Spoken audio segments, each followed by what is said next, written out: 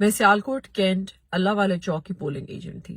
ہمارے polling station پہ بکلٹس missing تھی. میں آپ کو صرف یہ بتانے آئی ہوں with proof attached right over here کہ ہمارے پولنگ اسٹیشن پہ 12 بکلٹس آنی تھی اور صرف 9 نکلی تھی. صرف ایک پولنگ اسٹیشن میں سے لائک بیسکلی ایک لوکیشن پہ نا 7 پولنگ اسٹیشن تھے صرف میری لوکیشن میں, اور وہاں پہ بکلیٹس مسنگ تھیں. اس booklet that is a golden ticket to your elections because every single booklet has the name of your candidates written اور اس کے ساتھ ساتھ ان کا نمبر بھی لکھا ہوتا ہے.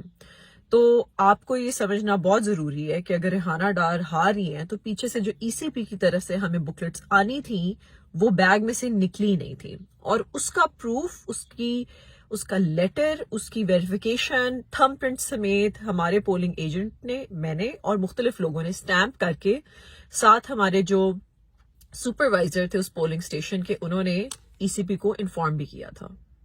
اگر آپ کو یہ ریگنگ ہوتی نظر آ رہی ہے تو آپ خود تھوڑا سا کامن سینس استعمال کر کے سمجھ لیں, کیونکہ ہمیں تو اسی وقت سمجھ آ گئی تھی کہ یہ گیم کیا ہے.